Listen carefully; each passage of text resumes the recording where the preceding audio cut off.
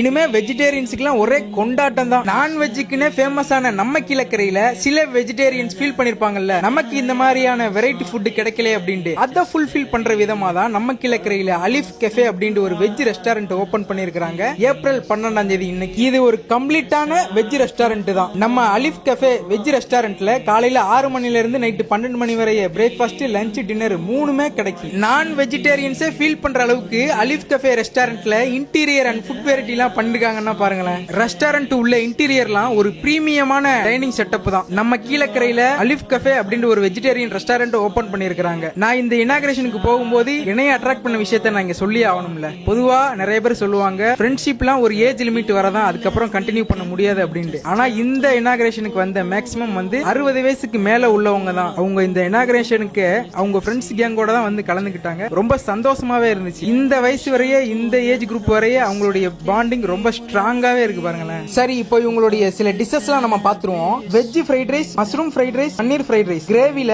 பன்னீர் tikka gravy, mushroom masala, veg butter masala, paneer butter masala. அதே மாதிரி பர்கர்ல veg burger, mushroom burger, paneer burger. இது மட்டும் இல்லாம ஃப்ரெஷ் ஜூசஸ், சாண்ட்விச், பிரெட், இந்த மாதிரி 100க்கும் மேற்பட்ட டிஷஸ் வச்சிருக்காங்க. ஒன் டைம் நீங்க கடையை விசிட் பண்ணி பாருங்க. லொகேஷன் நம்ம கீழக்கரை ஃபர்ஸ்ட் ஆர்ச் பக்கத்துல உள்ள ராவித் ஸ்வீட்ஸ் பக்கத்துல இருக்கு. And nearby best mummy bakery.